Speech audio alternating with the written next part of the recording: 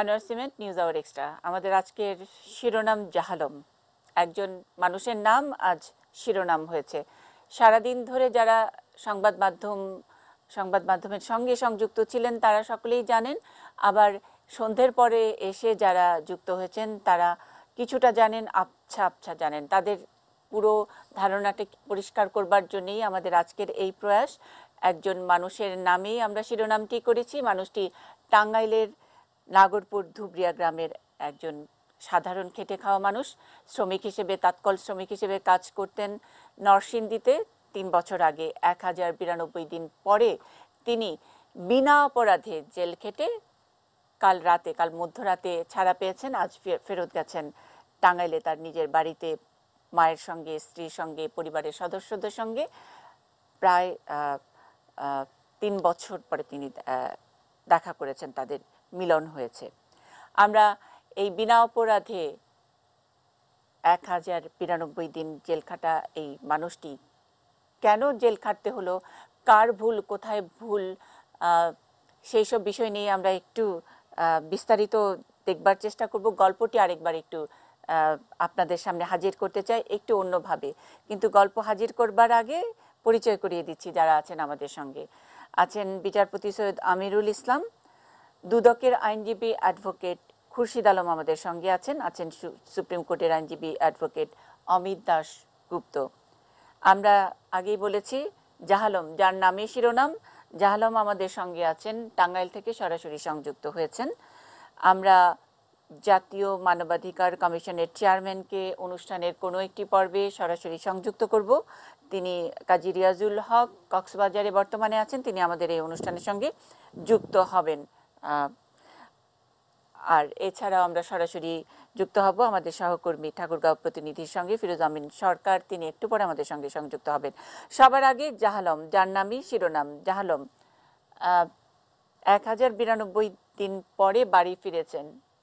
কেমন লাগছে, কি বলতে ইচ্ছা করছে? আপনার কাছে তেমন কোনো প্রশ্ন নাই, আপনার যা বলতে ইচ্ছা করে তাই বলেন, আপনার গল্পটা আমরা অন্যভাবে হাজির করব। আনন্দ লাগছে, অনেক ভালো লাগছে। মা বাপ বউ বাচ্চা কাছে পাইছে 3 বছর পরে, তাতে আমি তাদের নিয়ে অনেক খুশি। আচ্ছা, 3 বছর ধরে আমি নিজের মেয়েটাকে বুকে নিতে পারি না, আব্বা ডাক শুনতে পারি না, নিজের মাটার আমি মা বলতে ডাকতে পারি না, আব্বাটা আমার হাত নাই গা, আব্বাটা আমি ভাত খাওয়াই দিত, আব্বাটা আমি বুকে নিতে পারি না, কটা ভাত খাওয়াই দিত না। আমার মনের ভিতরে অনেক কষ্ট করে আমি জেল খাচ্ছি ম্যাডাম। আচ্ছা, কাজ করতেন তো নরসিংদীতে, আপনি পাট কলে ছিলেন তাই না জাহালম?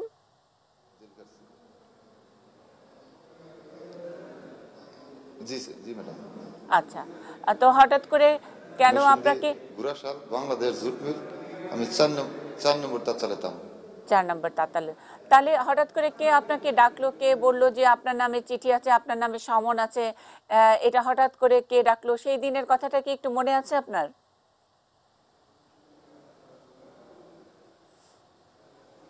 ম্যাডাম এই সন্ধির কথাগুলি আমার ভাই জানে, আমার ভাই আমার কাছে আছে।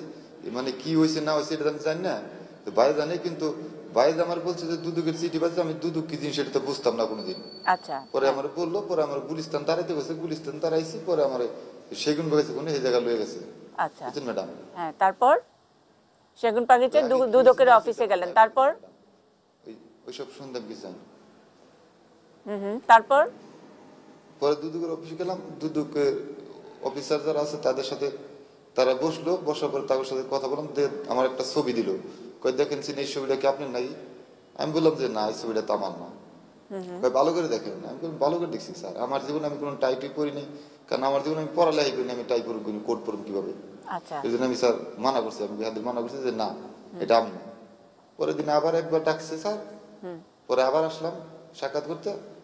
পরে আইডেন্টি কার্ড চাইলো, দিলাম বাবার মা সবার। আর পরে আমি যে জুট মিলে চাকরি করতাম তার একটা ডকুমেন্টস চাইলাম আমাদের কাছে, এই ডকুমেন্টস আমি নিয়ে আসছিলাম, এই ডকুমেন্টস দুদকটা আমি দিলাম। বুঝছেন ম্যাডাম? আচ্ছা, তারপরেও আমি এইসব ব্যাংকেতে এখন আমি কোনদিন ব্যাংকে যাইনি, ঢাকা ব্যাংকে আমার জীবনে আমি করতে। আচ্ছা, তারপরেও দুদক আমার নির্দোষী লোকে কিসের জন্য মামলা দুদকই বলতে পারে ম্যাডাম। আচ্ছা, আপনি জিজ্ঞেস করেন নাই? আপনার কাছে যা চাইলো তাই দেখালেন, তারপর আপনি কি একবারও জানতে চেয়েছেন যে স্যার কেন কি করলেন, কিসের জন্য আমাকে মামলা দিচ্ছেন, আপনি কি একবারও জানতে চেয়েছেন?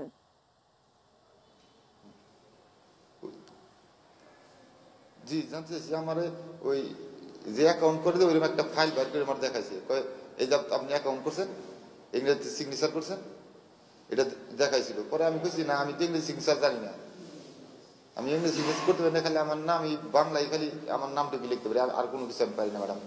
আচ্ছা, তাও তাও তারা মানেনি, তারা শোনেনি। না আচ্ছা আচ্ছা, আপনি আমাদের সঙ্গে থাকবেন, আপনি আমাদের সঙ্গে থাকবেন জাহালম। আমরা একটু সহজ করবার জন্য পুরো গল্পটি আবার একটু একজন আইনজীবীর মুখে শুনে নিতে চাই, অ্যাডভোকেট অমিত দাশগুপ্ত। জাহালমের কথা থেকে যেটুকু বুঝলাম যে প্রথমে ছবি বের করে দেখানো হয়েছে, দেখেন এটা আপনি কিনা। জাহালম ওইটা নন, উনি যেটা বললেন যে ব্যাংকের পাশ দিয়ে উনি হেঁটেই যান নাই, সুতরাং ব্যাংকে অ্যাকাউন্ট খোলা তো দূরের কথা। যেই ছবি দেখানো হয়েছে সেই ছবিটাই কোটটাই পরা, সেটা তো হতেই পারে না। কিন্তু তারপরে দুদক কর্মকর্তারা জাহালমকে 18.5 কোটি টাকা জালিয়াতি করার অভিযোগে তার বিরুদ্ধে 26টির উপরে মামলা হয়েছে। তো আমি একটু অ্যাডভোকেট অমিত দাশগুপ্ত, ব্যাপারটি কি ঘটেছে একটু যদি সংক্ষেপে বলেন। আসলে ব্যাপারটি কিন্তু আমার জানা নেই। ব্যাপারটি হচ্ছে একটি বিচারাধীন মামলায় মিডিয়া কিন্তু একটা ইনভেস্টিগেশন করেছে এবং মিডিয়ার ইনভেস্টিগেশনের প্রেক্ষিতে কিন্তু না সেই ঘটনাটি বেরিয়ে এসেছে এবং মিডিয়ার ইনভেস্টিগেশন শেষ হওয়ার পরে এই বিষয়টি মানবাধিকার কমিশন দেখেছে। মানবাধিকার কমিশন ইনভেস্টিগেশন করেছে এবং প্যারালালি দুদকও কিন্তু তখন তদন্ত স্টার্ট করেছে এবং দুদক কিন্তু সাবসিকুয়েন্টলি পেয়েছে। এই জন্য দুদক তার যে প্রসিকিউশন ছিল তার বিরুদ্ধে সেটা উজ্জ্ব করেছে। সুতরাং তদন্ত কিন্তু প্রথমে মিডিয়া করেছে, মানবাধিকার কমিশন করেছে এবং দুদক করেছে। তারা পরবর্তীতে পেয়েছে, মানে পরবর্তীর পাওয়াটা আমরা আগে একটু শুনে নিতে চাই, আসলে গল্পটা কোথায় আগে বলতে হচ্ছে, কারণ সেখান থেকে আসলে আমার আমি জানতে পেরেছি। তো এরকম পরিস্থিতিতে কিন্তু যখন দুদকও জানতে পেরেছে তখনও কিন্তু সে ভিতরেই ছিল এবং মামলাগুলো আমাদের বিচারিক আদালতে পেন্ডিং ছিল। যখন এটি একটি জাতীয় দৈনিকে আসলো তখন, এবং এই ঘটনাটি আমি একদম মানে আমরা একটু পেছন থেকে তো বলছি গল্পটা একটু অন্যভাবে, যে আমি জানি যে মিডিয়া একটি বেসরকারি টেলিভিশন, তারা এটা নিয়ে ইনভেস্টিগেট করেছে, একটি জাতীয় দৈনিক বারবার করে রিপোর্ট করেছে, সেই দুদক এটা আমলে নিয়েছে। জাতীয় মানবাধিকার কমিশন তারা নিজেরা গিয়ে এটা নিয়ে, কমিশনের চেয়ারম্যান তিনি নিজে গিয়ে দুদককে অনুরোধ করেছে। তারপরে যেটি বেরিয়ে এলো, আমরা আগে গল্পটা বলে ফেলতে চাই। গল্পটা আসলে এই, যেটুকু বললেন জাহালম, তাকে একটি ছবি দেখানো হয়েছে, ব্যাংক অ্যাকাউন্টের কিছু দলিলপত্র দেখানো হয়েছে, তাকে জিজ্ঞাসাবাদ করা হয়েছে যে এই ছবি তার কিনা, এই ব্যাংক অ্যাকাউন্ট তার কিনা, এই সিগনেচার তার কিনা। খুব স্বাভাবিক, কারণ এই জাহালম যেটা বললেন যে তিনি লিখতে পারেন না, সুতরাং এটা তা হতেও পারে না। কিন্তু তারপরেও তার বিরুদ্ধে টাকা জালিয়াতি, 18.5 কোটি টাকা জালিয়াতির মামলায় তাকে কারাবন্দী করা হয়েছে। ঘটনাটি আসলে অন্য সালেক নামের একজন লোকের, আমি অমিতের কাছ থেকে একটু শুনে নিতে চাই। এই ব্যাপারটি আসলে আমার মনে হয় যে দুদক বললে ভালো হয়, দুদকের আইনজীবী আছেন, না সবচেয়ে বেস্ট হবে স্যার একটু বলে ফেলুক, তাহলে আমার স্যার আসলে আইনের পরিস্থিতিটা বলবেন। আপনারা ইনভেস্টিগেট করে, বলি যেহেতু আপনি ঘটনাটা জানতে চাচ্ছেন, ইটস এ ভেরি ভাইটাল। কারণ অমিত যে কথাটা বললেন, মানবাধিকারের আগে কিন্তু দুদক ফার্দার ইনভেস্টিগেশন করেছে। মানবাধিকার কমিশনের চেয়ারম্যান দুদককে চিঠি দিয়েছে মে 2018, বাট 28শে মার্চ 2018-তে যখন চ্যানেল 24-এর সার্চ লাইটে এটা হলো, ওটাকে নিয়ে সূত্র ধরে দুদক ফার্দার ইনভেস্টিগেশন করে। আমি একটু ব্যাকগ্রাউন্ডে যাই স্যার। এই মামলাটা হলো, আমি দর্শকদেরকে একটু মানে ফোকাসটা সরাতে চাই না, সরাসরি আমি ঘটনায় চলে যাই। আমি একটু ধরিয়ে দিচ্ছি, যেখানে জাহালম শেষ করলো সেখান থেকে যদি গল্পটা শুরু করি। আসলে গল্পটা হলো এই, সোনালী ব্যাংকের টাকা জালিয়াতির সঙ্গে জড়িত সালেক নামের কোনো এক ব্যক্তি, যিনি এই জালিয়াতির সঙ্গে দীর্ঘদিন ধরে জড়িত আছেন, তার চেহারার সঙ্গে জাহালমের চেহারায় মিল আছে এরকম একটি একটি কি বলবো একটি ষড়যন্ত্র বা প্রক্রিয়াও করেছে, যেখানে ওই ব্যাংকের কোনো একটি পিয়ন বা কেউ জড়িত আছে। আমি একটু এগিয়ে দিয়েছি, বাকিটুকু আপনি বলবেন অ্যাডভোকেট খুরশিদ আলম। যার নাম বলছেন সালেক, এফআইআর এ কিন্তু তার নাম আছে 21 নাম্বার 2। জাহালম এফআইআর কখনো ছিল না। আর ঘটনার ইনিশিয়েশনটা কিভাবে, ঘটনার ইনিশিয়েশনটা কিভাবে হলো সেটা একটু কাইন্ডলি দর্শকদের উদ্দেশ্যে আমি বলতে চাই। বাংলাদেশ ব্যাংক একটা রিপোর্ট দিল দুর্নীতি দমন কমিশনকে 2010-এ, এবং সোনালী ব্যাংক একটা রিপোর্ট দিল দুর্নীতি দমন কমিশনে। একটা সিন্ডিকেট ফোরজারি করে ফিকটিশিয়াস পার্সনকে আপনার নমিনি দেখিয়ে বা তার নামে অ্যাকাউন্ট খুলে প্রচুর টাকা হাতিয়ে নিচ্ছে। এই ধরনের টোটাল 18 কোটি সামথিং, এবং 18 কোটি একসঙ্গে না, কোনোটা 10 লাখ, 20 লাখ, 26 লাখ, এইভাবে 33টা অ্যাকাউন্টে ফোরজারিটা হয়েছে। এবং বাংলাদেশ ব্যাংক নিজেই বললো আপনারা একটু অনুসন্ধান করুন, এবং তারা একটা রিপোর্ট পাঠালো বিফোর দ্য দুর্নীতি দমন কমিশন। এবং যিনি সোনালী ব্যাংক, যার অ্যাকাউন্টগুলোতে হয়েছে 33টা ব্রাঞ্চে, তারাও একটা পাঠালো। দুদক এই দুটো রিপোর্ট নিয়েই কিন্তু এফআইআর লঞ্চ করেনি। এই দুটো রিপোর্ট নিয়েই দুদক কিন্তু একটা অনুসন্ধান শুরু করলো। আপনি যে বললেন মিস্টার, ওনার ভদ্রলোকের নাম কি, হ্যাঁ, ওই যে মানে এখন জাহালম, ওনাকে ওই ডিউরিং ইনকোয়ারিতে ওনাকে ডাকা হয়েছিল, এবং ওখানে ওনাকে অ্যারেস্ট করেনি, জাস্ট ইন্টারোগেশন। এবং আমি আমার ইনভেস্টিগেটিভ অফিসকে জিজ্ঞেস করছি, তারা বলেছে, আমার প্রশ্নটা হলো যে ইন্টারোগেশনের জন্য ধরেন এই ফরজারির সাথে কোনো কিছুর সাথে কোথায় আমি আসছি, কোথায় ঠাকুরগাঁ, কোথায় হঠাৎ করে জাহালমকে ডেকে আনলেন কেন? মানে এখানে ইন্টারেস্টিং যে জাহালমের চেহারার সঙ্গে তো অ্যাডভোকেট অমিত দাশগুপ্তেরও চেহারার মিল আছে। আপনারা কি ওনাকে নিয়ে গেছেন? না, শুনুন, একটু কাইন্ডলি শুনুন, খুব পেশেন্টলি শুনুন। আপনি, আমরা যা বলার তো অবশ্যই কোর্টে বলবো, তবুও আপনি জিজ্ঞেস করছেন, আমার দায়িত্ব আপনাকে সবকিছু বলা। তারপরে ওনাকে তো ইন্টারভিউশন করে ওনাকে ছেড়ে দিল, এবং উনি কোনো, আমার জানা মতে উনি রিপ্লাই দেননি। আমার আইওজাইটা বললো ওনার পক্ষে ওনার ভাই শাহানুর কি শাহিনুর ছিল, উনি রিপ্লাই দিয়েছিল, এবং উনি বারবার বলতেছিল আমি নির্দোষ। তখন ওনার যেটা মোটামুটি স্টেটমেন্ট রেকর্ড করে ছেড়ে দিল। এখন ইনকোয়ারি করার পরে SME branch, BRAC bank, Mohammadpur শাখা Dhaka, and Sonali bank cantonment branch, এটা হলো আপনার মিরপুর, এই দুটো ব্রাঞ্চের ব্যাংক অফিসিয়ালদের এক্সামিন করা হলো। এক্সামিন করার সময় শুনেন, দুর্নীতি দমন কমিশন কোনো ব্যাংকিং ফরজারি করে, যেই ব্যাংক থেকে এলিগেশনটা আসে সেই ব্যাংকের ডকুমেন্ট তাকে কালেক্ট করতে হয়, এবং সেই ব্যাংকের কনসার্ন অফিসিয়ালসদের স্টেটমেন্ট রেকর্ড করতে হবে। ওই স্টেটমেন্টের সঙ্গে আমাকে ট্যালি করতে হবে ডকুমেন্টে কতটুকু ফরজারি হয়েছে, তারপর কনসার্ন পার্সনকে আমি এক্সামিন করব। আপনি সবচেয়ে ভালো কথা বলে রাখি, এই যে একটা মামলায় সাক্ষী পর্যায়ে ছিল মামলাগুলো, একটা মামলায় 9 নম্বর সাক্ষী হয়েছে, ওনার নাম হলো শহীদুল ইসলাম, যদি আমার ভুল না হয়ে থাকে, এবং ওনার সার্টিফাইড কপি আমি এনেছি, আদালতকে দেখিয়েছি। সেই বলেছে যে আবু সালেক অ্যান্ড জাহালম একই ব্যক্তি।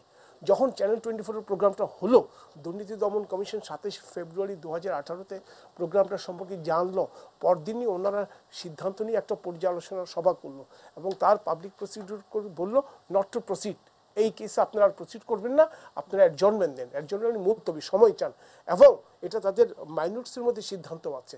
এবং ওরালি সব পিপিকে বলে দিল যদি এই ভদ্রলোক যদি জামিন চায় যেন তারা আপত্তি না করে। তারপরে এটা দুর্নীতি দমন কমিশন,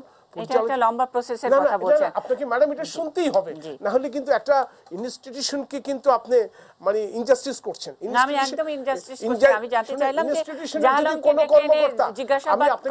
ইনস্টিটিউশনে যদি কোনো কর্মকর্তা, কোনো আইওর যদি নেগলিজেন্স থাকে, অবভিয়াসলি সে কোনো ক্রমেই পার পাবে না।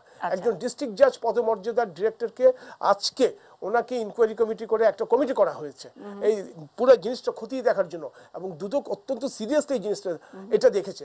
তারপরেও জাহালমের আইডেন্টিটির সময় ডিউরিং ফার্দার ইনভেস্টিগেশন, নাগরপুর যেখানে জাহালমের বাড়ি, পারহ্যাপস ওখানে দুটো গ্রাম পাশাপাশি হওয়াতে 2 গ্রামের ইউপি চেয়ারম্যানকে দুর্নীতি দমন কমিশনের পক্ষ থেকে নোটিশ দেওয়া হলো যে আপনারা একটু আসুন, এই ব্যাপারে আপনাদেরকে জিজ্ঞাসাবাদ করতে চাচ্ছি, বিকজ তারা পিপলস রিপ্রেজেন্টেটিভ। ওই দুজন ভদ্রলোক আসলেন দুদুকে, এবং তারা বললেন, তারা আইডেন্টিফাই করলেন, এবং ডিএমডি আপনার যে সরকারখানা উনি আসলেন, ওনাকেও ব্যাখ্যা নিলেন। তারপরে ব্যাখ্যা নিয়ে যখন দুর্নীতি দমন কমিশন স্যাটিসফাইড হলো ডিউরিং ফার্দার ইনভেস্টিগেশন, তখন দুর্নীতি দমন কমিশন সিদ্ধান্ত নিল ওই he should be left out from the chargesheet. এবং ওই আবু সালেক, যিনি, আমি আপনার সব কথার সঙ্গে একমত আছি, এবং আপনাদের এই প্রসিডিউর ইত্যাদি নিয়ে কারো কোনো প্রশ্ন নাই। আমি শুধু একটা সরল প্রশ্ন করেছি যে এই জাহালমকে এরকম একটি ফরজারি মামলার জন্য তাকে ডেকে আনা হলো, মানে কোন ভিত্তিতে, তার সঙ্গে কি মিল পাওয়া গেল? এটি একটি একটা গল্পের মতন একটা আমাদের কাছে। এখন আপনি সহজ করে যে জায়গাটা বলেছেন যে 9 নম্বরে বোধহয় নাম আছে, হ্যাঁ জি, আবু সালেক এবং জাহালম একই ব্যক্তি। জি, সেটা কে বললো? এবং সেটা বলেছেন ইন্ট্রোডিউসার। আচ্ছা, ব্যাংকে যে ইন্ট্রোডিউস করেছে সে সবচেয়ে বড়। তার মানে রহস্যটা এখানে যে ব্যাংকের ইন্ট্রোডিউসার নামের যিনি আছেন, কি নাম ওনার? স্যার ইন্ট্রোডিউসার সাক্ষী, সেটা হাইকোর্ট মানে জাজ সাহেব আমাদের জিজ্ঞেস করছিলেন, তার তো আসামি হওয়া উচিত। আমরা জাজ সাহেবকে বললাম আমরা সমস্ত কাগজ দিব, বাংলাদেশ ব্যাংক, সোনালী ব্যাংকের যে দুটো ইনকোয়ারি রিপোর্ট আসলো সবকিছু দিয়ে, তখন অবশ্যই আমাদের দর্শকদের জন্য সহজ করার জন্য আপনার প্রক্রিয়া নিয়ে আমাদের কোনো আপত্তি নাই। আপনারা নিশ্চয়ই প্রাতিষ্ঠানিক ব্যবস্থা নেবেন। এখানে কারো যদি গাফিলতি হয়ে থাকে তারা শাস্তি পাবে, কেউ যদি ভালো ইনভেস্টিগেশন করতে পারে তাদের প্রমোশন হবে, আরো প্রমোশন হবে, সেগুলো নিয়ে আমাদের কোনো আপত্তি নেই। আমি শুধু জানতে চেয়েছি যে টাঙ্গাইলের জাহালমকে ফরজারি কেসে এনে তাকে জিজ্ঞাসাবাদ করার সূত্রটা আসলে কি, সেটা জাহালম একবার একটু পরিষ্কার করেছে যে ছবি দেখিয়েছে। তার ছবি কিভাবে ওখানে উপস্থাপিত হলো, কে করলো? আমি এই প্রশ্নটা করেছি, একদম সহজ প্রশ্ন করেছি। আপনি ওটাকে অনেক জায়গায়, আমি একটু ফিরোজ আমিন সরকারের কাছে একটু যেতে চাই। ফিরোজ আমিন সরকার, যার চেহারার সঙ্গে জাহালমের মিল দেখানো হয়েছিল, আবু সালেক, সেই আমি একটু জানতে চাই কে সে? আবু সালে ঠাকুরগাঁও সদর উপজেলার বালিয়া ইউনিয়নের সিঙ্গিয়া গ্রামের আব্দুল কুদ্দুসের ছেলে আবু সালে। আমরা আজ যখনই জানতে পেরেছি যে জাহান আলম মুক্তি পেয়েছে এবং ছবি দুটি একই রকম দেখিয়ে জাহান আলমকে সেখানে অ্যারেস্ট দেখানো হয়েছে এবং আজ 3 বছর পর সে সাজা ভোগের পর সে আজ ছাড়া পেয়েছে। তো আমরা এই খবর শোনার পর সাথে সাথে ওই গ্রামে ঠাকুরগাঁয়ের আবু সালের গ্রামের বাড়িতে আমরা গিয়েছি। তো সেখানে গিয়ে আমরা দেখেছি যে তার বাড়িটি পুরো নিস্তব্ধ এবং আমরা বাহিরে অনেকক্ষণ অপেক্ষা করেছি যে বাড়ির ভিতরে প্রবেশ করার জন্য, তার পরিবারের মানুষের সঙ্গে কথা বলার জন্য। আমাদেরকে প্রায় 10 থেকে 15 মিনিটের মতো বাইরে অপেক্ষা করতে হয়েছে। ফিরোজ আমিন সরকার, আমাকে একটু বলবেন এই আবু সালের মানে আর্থিক অবস্থা, উনি আসলে কি করেন, কি কাজ করেন, তার বাড়ির লোক, তার বাবা মা কেউ জানে কিনা?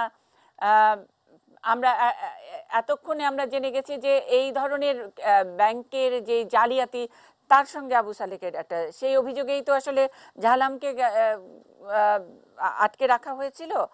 তা আসল জাহালাম তো আসলে আবু সালেক, তাই নয় কি? তার সে কি করে বেড়ায়, তার ওখানকার অবস্থানটা কি, আমরা একটু সেটা জানতে চাই আপনার কাছে। আমি আবু সালের গ্রামের বাড়িতে গিয়ে তাদের গ্রামের মানুষের সঙ্গে কথা বলেছি। আমরা জানতে চেয়েছি যে আবু সালে সে আসলে কি করেন। তো তারা বলেছেন যে আমরা এই ছেলেকে আমরা এই এলাকায় খুবই কম দেখি, সে মূলত ঢাকাতেই থাকেন। তো মূলত তারা বলছেন যে এনআইডি কার্ড অর্থাৎ জাতীয় পরিচয়পত্র তৈরির কাজে সে ঢাকায় ছিলেন, মাঝে মধ্যেই গ্রামের বাড়িতে আসেন। তবে তার আর্থিক অবস্থা সম্পর্কে এলাকার মানুষ আমাদেরকে বলেছেন যে সে হঠাৎ করে আঙ্গুল ফুলে কলার গাছ হয়েছে, অর্থাৎ তার গ্রামের বাড়িটি বাঁশের খড়ের ছনের বেড়ার ছিল। তো পরবর্তীতে এই গত 2 থেকে 3 বছরের মধ্যে সে পাকা বাড়ি করেছে এবং বিরাট একটা আলিশান বাড়ির মতো, যেখানে যে পরিবারে একমাত্র ছেলে আবু সালে, তার কর্ম এলাকার মানুষ কেউ বলতে পারেনি যে আসলে সে এই পেশার সঙ্গে জড়িত, এটা কখনোই বলতে পারেনি। আমরা তার বাবা আব্দুল কুদ্দুসের সঙ্গে কথা বলেছেন যে এই বাড়িটি যেটি নতুন করা হয়েছে সে বাড়িটি আবু সালের কোনো অর্থ দিয়ে করা হয়নি। আমি তার বাবার প্রায় 20 বিঘা জমি আছে, কৃষি জমি। সেই কৃষি জমির আবাদি ফসল বিক্রি করেই তিনি নাকি এই বাড়ি করেছেন। তিনি ওই টাকার সঙ্গে এই বাড়ির সম্পৃক্ততা অস্বীকার করেছেন। আর পাশাপাশি তিনি বলেছেন যে পঞ্চগড়ের বোদা উপজেলায় সেখানে তিনি কিছু জমি কিনেছেন, এটি তার বাবা আমাদেরকে স্বীকার করেছেন। এবং মিডিয়াতে যখন এই বিষয়টি আলোচিত হয়, এরপর থেকেই প্রায় 1 বছর 9 মাস থেকে 1 বছরের মধ্যে সে একেবারে আত্মগোপনে চলে গেছেন। কেউ বলছেন যে ভারতে আছেন বা আত্মগোপনের দেশের মধ্যে থাকতে পারেন। আমি ওই ইউনিয়নের চেয়ারম্যানের সঙ্গে কথা বলেছি, তিনি বলেছেন যে আমরা সেই ছেলেকে আমরা দেখেছি, সে টাউট প্রকৃতির ছেলে, এ কারণে আমরা তার শাস্তি দাবি করেছি। আমরা তার শাস্তি জানাই। অনেক ধন্যবাদ ফিরোজ আমিন সরকার। একটা বিরতিতে যাব, কিন্তু যেটুকু একটু যোগসূত্র আমরা পেয়েছি, এনআইডি ন্যাশনাল এনআইডি করার সঙ্গে সেই সঙ্গে কিছু একটা কাজ হয়তো আবু সালেহ করতেন, আমরা ঠিক পরিষ্কার নই কি করতেন, কিন্তু এইভাবেই তিনি আসলে অভিনব একটি ব্যবস্থা তিনি নিয়েছেন। এনআইডি মিলিয়ে তিনি ছবির সঙ্গে ছবি মিলিয়েছেন, এক জাহালামের সঙ্গে নিজের চেহারা মিলিয়ে তিনি এই কাজটি করেছেন। অভাবনীয় একটি প্রক্রিয়া। আমরা বাকি গল্পটুকু শুনবো, বাকি আলোচনাগুলো শুনবো। আমাদের সঙ্গে বিচারপতি সৈয়দ আমিরুল ইসলাম আছেন, অ্যাডভোকেট খুরশিদ আলম রয়েছেন অ্যাডভোকেট অমিত দাশগুপ্ত। সরাসরি সংযুক্ত হবেন কাজী রিয়াজুল হক, তিনি জাতীয় মানবাধিকার কমিশনের চেয়ারম্যান। জাহালমকে আমরা পেয়েছি, উনি আছেন আমাদের সঙ্গে। দর্শক আছেন আপনারাও। একটা ছোট্ট বিরতি।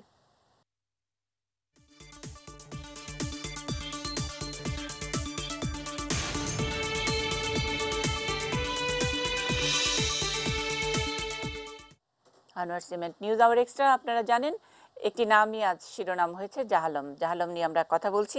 বিরতির আগে অর্ধেক শোনা হয়েছে কিভাবে সালেক জাহালম হয়ে 1092 দিন জেল কাটলেন এবং গত রাতে তিনি ছাড়া পেয়েছেন। এখন বর্তমানে টাঙ্গাইলে আছেন এবং এই মুহূর্তে আমাদের সঙ্গে সরাসরি সংযুক্ত আছেন আমি সৈয়দ আমিরুল ইসলাম। স্যার, আমি একটু এই ব্যাপারে আপনার কাছ থেকে একটু জানতে চাই। একটু আগে অ্যাডভোকেট খুরশিদ আলম যখন বলছিলেন, তিনি বারবার করে দুদকের এই প্রক্রিয়াটির কথা বলছিলেন যে ঠিক আছে, যথাযথভাবেই এই ইনভেস্টিগেশনটা করা হয়েছে, কিন্তু তারপরেও ভুলটা হয়েছে। এখানে কি আপনি কোনো গাফিলতির জায়গা খুঁজে পান?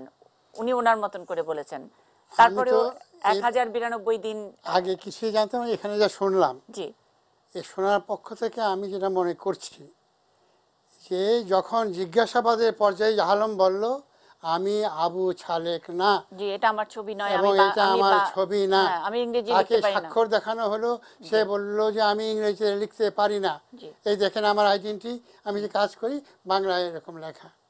যখন তার আইডেন্টিটির প্রশ্ন আসলো, যিনি তদন্ত কর্মকর্তা, আমরা জানি ব্যাংকে কিভাবে অ্যাকাউন্ট খোলা হয়।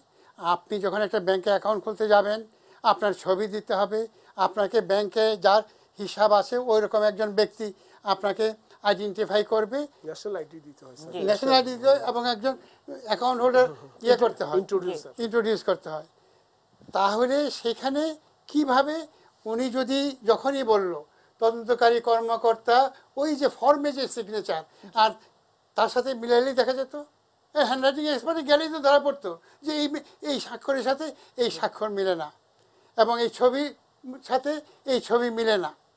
সুতরাং দেখা যাচ্ছে যে ব্যাংকের একটা চক্র আছে এর সাথে, এবং এই তদন্ত ক্ষেত্রে আমি ব্যক্তিগতভাবে মনে করি যিনি দুদকের এই কর্মকর্তা ছিলেন ইনভেস্টিগেশনের দায়িত্বে, ওনারও সম্পূর্ণ নেগলিজেন্স আছে।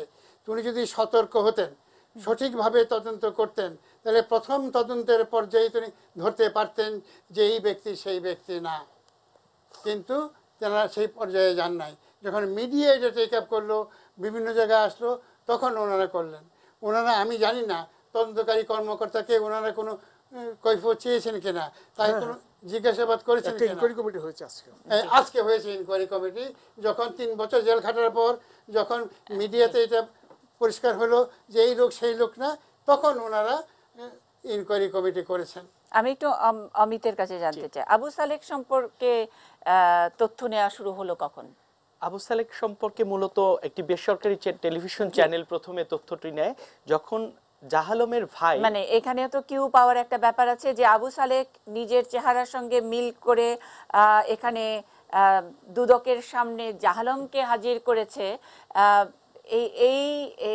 এই কিউটাও তো পাওয়ার একটা একটা একটা নিশ্চয়ই কোনো না কোনো একটা সূত্র আছে, সেই সূত্রটার আমরা সেই সূত্রটা কিন্তু যেটা আমাদের মিডিয়ার তথ্য এখানে, এবং অবশ্যই দুদকের যে তথ্যগুলো আছে, মানবাধিকার কমিশনের যে প্রতিবেদনটি আছে, সেগুলো দেখে কোনোভাবে কিন্তু সালেকের সাথে জাহালমের কোনো সম্পর্ক আছে এটি কিন্তু কখনোই আসেনি।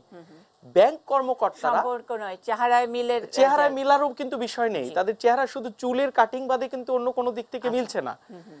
ব্যাংক কর্মকর্তারা তারা তাদের এক পিয়নের মাধ্যমে হচ্ছে প্রথমে জাহালমকে খুঁজে পায় যে যার সাথে চেহারায় মিল আছে, এবং ওর একটা হোয়াইট প্রিন্ট ছবি দেখানো হয় তার এলাকার লোকদেরকে, হ্যাঁ এরকম একজন এখানে তার বাবার বাড়ি, জাহালম তার নানার বাড়িতে তার মায়ের সাথে বড় হয়েছে। ইনভেস্টিগেশনের সময় কি, আমি জাস্ট একদম বোকা প্রশ্ন, ইনভেস্টিগেশনের সময় কি ব্যাংক কর্মকর্তারা তাদের পিয়নদেরকেও জিজ্ঞাসা করে, মানে এরকম কি নিয়ম আছে? ইনভেস্টিগেশনের সময় ব্যাংক কর্মকর্তারা তো তারা ইনভলভ থাকার কারণে এই তদন্তে তারা কিভাবে তাদের আসামিকে খুঁজে বের করবে সেই জন্য হচ্ছে যে তারা চেষ্টা করেছে। এখন সেই চেষ্টার এক এই ইনভেস্টিগেশন প্রক্রিয়ার মধ্যে তো আর ব্যাংক কর্মকর্তা না নয়, তারা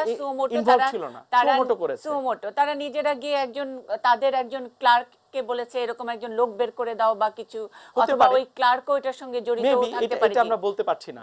কিন্তু তাদের ব্যাংকের এক কর্মকর্তার থ্রুতে হচ্ছে যে প্রথম ওই এলাকায় তারা জানতে পারে যে জাহালম যিনি আছেন তার সাথে আবু সালেকের চেহারার মিল আছে, এবং সেটি একটি হোয়াইট কালার ছবি, যেটা তা দেখে তারা আইডেন্টিফাই করে। তারপরে তারা দুদক কর্মকর্তাদেরকে বলে যে আমরা আবু সালেককে পেয়ে গেছি। তখন দুদক হচ্ছে তদন্তে যায়, তদন্তে গিয়ে তাকে ইনকোয়ারিতে ডাকার পরে যে কথাগুলো আমরা জাহালমের মুখ থেকে শুনলাম, সেই কথাগুলো কিন্তু আমরা পরবর্তীতে জানতে পারলাম যে আজকে যেটা জাহালম বলল। আমার আরো একটা মানে প্রশ্ন থেকেই গেল যে এনআইডি তৈরির প্রসেসটার মধ্যে মানে আবু সালেক কাজ করে, তো মানে ওই ব্যাংক কর্মকর্তা, ওই পিয়ন, এদের সঙ্গে সালেকের একটা যোগাযোগ আছে? অবশ্যই একটা যোগসাযোগ যদি না থাকে, যেটা বললেন যে শহীদুল ইসলাম ৯ নং সাক্ষী হিসেবে যিনি আদালতে সাক্ষী দিয়েছেন, তিনি ছিলেন আবু সালেকের ইন্ট্রোডিউসার। তিনি কোর্টে হলফ করে বলছেন যে এই জাহালমই হচ্ছে সেই আবু সালেক, যিনি হচ্ছে যে সাক্ষী হিসেবে দুদকের একই ব্যক্তি। বলছে যে আবু সালেক প্রতারণা করেছে, এবং যে প্রতারক তিনি হচ্ছেন এই জাহালম, আজকে ডকে যিনি উপস্থিত, তাকে আইডেন্টিফাই করেছেন, এবং সেটি দুদক কর্মকর্তাদের সামনেও কিন্তু তিনি করেছিলেন। তখন যদি প্রপার ইনভেস্টিগেশন হতো, আমি বারবার বলছি যে দুদক কিন্তু এজ এ প্রতিষ্ঠান কাজটি করেনি, করেছেন দুদকের একজন আইও, ইনভেস্টিগেশন অফিসার, যিনি এই ব্যাংক কর্মকর্তাদের দেয়া তথ্য মোতাবেক জাহালমকে খুঁজে বের করেছেন যে এ হচ্ছে প্রকৃত আসামি, এবং তার বিরুদ্ধে 33টার মধ্যে 26টা মামলা চার্জশিট দেওয়া হয়েছে। আরেকটা লেয়ার আরেকটা উচ্চতায় গেল যে ব্যাংক কর্মকর্তারা ব্যাংকের এই যে ফরজারি, সেটার মধ্যে কত রকমের ব্যাপার রয়েছে, এটা আমরা শুধুমাত্র একটি জাহালম কেস দিয়ে উড়িয়ে দিচ্ছি। দুদককে আমরা আবারও তলব করছি আরো একটি ইনভেস্টিগেশনের জন্য, আরো একটি ছোট্ট কমিটি হচ্ছে ইত্যাদি, সেগুলো না করে তো আসলে এইরকম মানে এই যে চেইন, বিভিন্ন ব্যাংকের জালিয়াতির এই চেইনের দিকে তো নজর দেওয়া উচিত, তাই নয় কি? হ্যাঁ, ডেফিনেটলি। কারণ এই ক্ষেত্রে একটি কথা আদালতও কিন্তু বারবার বলেছেন যে দুদক হচ্ছে একটি স্বাধীন নিরপেক্ষ একটি প্রতিষ্ঠান, যার স্বচ্ছতা যদি কোনো কারণে প্রশ্নবিদ্ধ হয় তাহলে আমাদের উন্নয়ন বাধাগ্রস্ত হবে। এটি কিন্তু আমাদের মাথায় রাখতে হবে। আমরা স্বচ্ছতা, জবাবদিহিতা, উন্নয়ন এবং সুশাসন নিয়ে তো নিশ্চয়ই কথা বলবো, কারণ জিরো টলারেন্সের কথা বারবার করে প্রধানমন্ত্রী বিশেষ করে এবার ভোটে জেতার পরে বারবার বলছেন। কাজী রিয়াজুল হক আমাদের সঙ্গে যুক্ত হয়েছেন, জাতীয় মানবাধিকার কমিশনের চেয়ারম্যান, সরাসরি কক্সবাজার থেকে আমাদের সঙ্গে যুক্ত হয়েছেন। একটি অনুষ্ঠানে তিনি গিয়েছিলেন। অনেক কৃতজ্ঞতা, ধন্যবাদ আমাদের সঙ্গে যুক্ত হওয়ার জন্য। আমি একটু জানতে চাইছি আপনার কাছে, মানবাধিকার কমিশনের এই ব্যাপারটির মধ্যে, এই ঘটনাটির মধ্যে, এই জাহালম কেসে যেভাবে আপনারা সম্পৃক্ত হলেন এবং আজকে এটার আমরা বলি যে সর্বোচ্চ সাফল্য, গত রাতেই জাহালম ছাড়া পেয়েছে, আমি চেয়ারম্যান হিসেবে আপনার মন্তব্য জানতে চাচ্ছি।